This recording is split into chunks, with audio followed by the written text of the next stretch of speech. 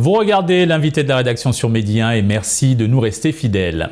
Le projet SAJS VBG, sensibilisation et accompagnement des jeunes sur la santé reproductive et les violences basées sur le genre, est une initiative lancée par l'association Genji Hip Hop.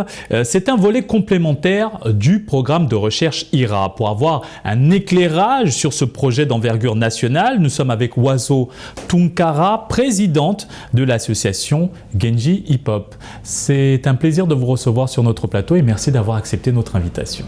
Merci pour l'invitation, le plaisir est partagé. Pourquoi avoir initié ce projet, le projet SAJS VBG, et quelle est son importance ?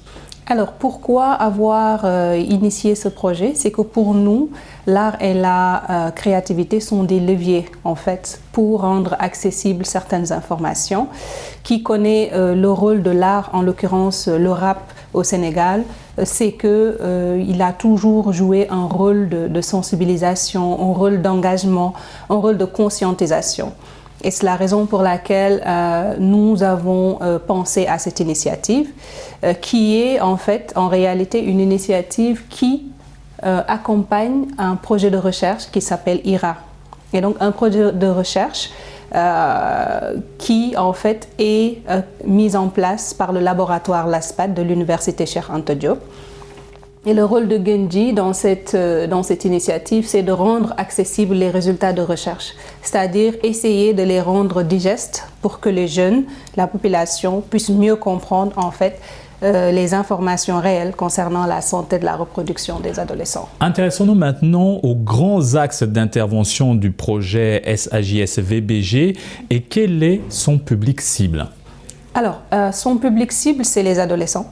Parce que nous avons vu dernièrement avec l'avènement des réseaux sociaux, avec un taux important en fait de, on va dire, de grossesse non désirée, des VBG tels que les harcèlements, les cas de viol et d'inceste, etc.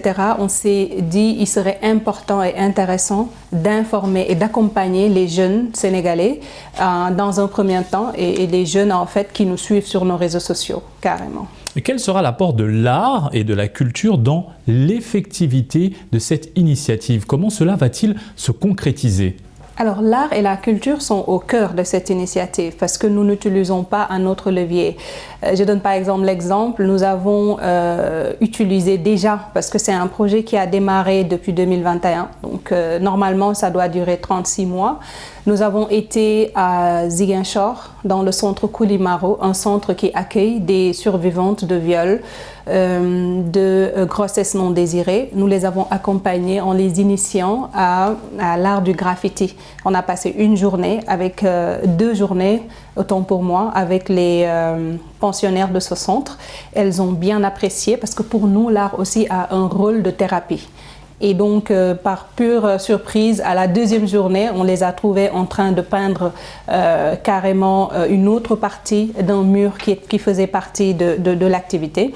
Et après, l'artiste les a accompagnés. On a aussi sorti un single avec 2 artistes de Genji Hip Hop qui sensibilisent sur, en fait, les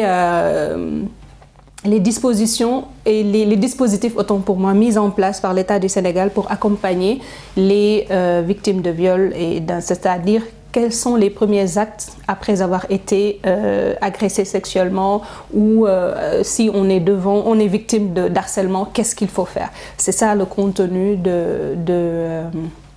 du single que 2 artistes de Genji Hip Hop ont réalisé. Le projet SAJS VBG est lancé depuis 2021. Des régions du Sénégal ont été choisies pour accueillir les différentes activités. Pouvez-vous revenir un instant sur ces régions et les activités qui ont été déployées sur le terrain? Effectivement, on a choisi, je pense, 3 régions. On a choisi Ziguinchor, Saint-Louis et Dakar parce qu'on s'est basé sur les résultats publiés par l'Association des juristes sénégalaises. C'est des résultats en fait qui parlent du taux de victimes de viols et d'agressions sexuelles chez les ados. On s'est rendu compte en fait que dans ces régions cibles, les taux étaient beaucoup plus importants parce que tout simplement, il y a eu beaucoup plus de dénonciations. Ça ne veut pas dire que dans ces régions, précisément il y a plus d'agressions, mais c'est juste que la population est beaucoup plus consciente, entre guillemets, et dénonce plus. Et donc c'est la raison pour laquelle j'ai parlé tout à l'heure de l'activité qu'on a fait à Ziguinchor. On vient de Saint-Louis, je pense il y a 2 semaines. On a fait un atelier de slam avec les élèves du lycée Ahmed Fall, un lycée dédié aux jeunes filles. On a accompagné 25 jeunes filles en les initiant à l'art du slam. Parce que aussi pour nous, l'idée c'est d'aussi permettre et d'accompagner les jeunes filles, je dis les jeunes filles mais c'est les ados en général, sur comment en fait libérer la parole, comment avoir confiance en soi et comment vraiment dénoncer en réalité tous ces cas de violence basée sur le genre. Justement, dans cette campagne, vous avez ouvert des espaces de discussion, d'échange pour redonner la parole à ces victimes et donner des recommandations aux jeunes filles pour qu'elles ne subissent pas justement ces violences. Vous avez également impliqué les écoles. Alors comment envisagez-vous concrètement l'implication des parents et des enseignants dans la sensibilisation des adolescents aux questions de santé reproductive et de violences basées sur le genre ? Effectivement, qui parle d'ados, parle d'autorisation parentale, parle d'autorisation des enseignants. On a été à Saint-Louis pour parler déjà avec la directrice, parler avec les enseignants parce qu'on a voulu impliquer les responsables en fait des élèves. Et on leur a demandé en fait de nous permettre d'envoyer des autorisations que les parents eux-mêmes vont signer pour que les enfants puissent, parce qu'on allait parler quand même de sujets très sensibles, mais pour nous, il est important de participer à l'éducation des adolescents sur concernant leur santé de la reproduction, etc. Et donc, oui, nous pensons que les parents ont un rôle important à jouer, mais aussi qu'ils méritent d'être accompagnés, parce que quoi qu'on puisse dire, les ados passent beaucoup plus de temps dehors que chez eux. Et donc pour nous, c'est juste une activité complémentaire qui vient compléter ce que les parents font à la maison. Et lorsqu'ils ne sont pas dehors, ils sont sur les réseaux sociaux. Comment intégrez-vous les nouvelles technologies et les médias sociaux dans votre stratégie de sensibilisation compte tenu de leur impact significatif sur la jeunesse d'aujourd'hui ? Oui, nous, Genji Hip Hop est très présente sur les réseaux sociaux, que ce soit Instagram, Facebook, Twitter. Et pour chaque réseau social, on essaie de mener ou en tout cas de passer des messages qui correspondent à notre public qui est là-bas. Donc nous utilisons beaucoup, nous passons plus d'informations même sur les réseaux sociaux qu'en présentiel. Et donc les réseaux sociaux jouent un rôle important dans cette initiative.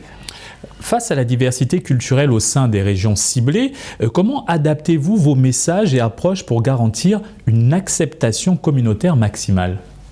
Effectivement, je donne par exemple l'exemple du Saint-Louis. Je me rappelle la première fois qu'on était parti parler de cette activité, il y a eu beaucoup de réticence parce que les gens, en fait, certaines personnes me disaient « Pourquoi tu amènes ce genre d'activité ici à Saint-Louis? Nous sommes très tranquilles, etc. » Je leur dis, en fait, nous faisons partie du Sénégal et on sait exactement ce qui se passe. L'idée n'est pas venir en fait donner n'importe quelle information. Nous accompagnons une équipe de recherche qui, avant d'entamer leur recherche, ont eu l'autorisation du gouvernement du Sénégal, sont accompagnés par le ministère de la Santé, etc. et sont soutenus par le CRDI, qui est un centre vraiment reconnu dans l'Afrique, on va dire. Et donc, ce n'est pas quelque chose qui vient, on va dire, pour pervertir ou changer la mentalité des jeunes. Et c'est le même discours qu'on amène partout. Arrivé à Ziguinchor, c'est vrai qu'on a pensé qu'il y allait avoir une barrière linguistique, mais on s'est adapté et on s'est rendu compte qu'il était possible aussi de passer les messages, que ce soit en français ou en Wolof. Merci Madame Wasso Tunkara pour cet éclairage. Nous rappelons que vous êtes la présidente de Genji Hip Hop qui est à l'origine de l'initiative SAJS VBG.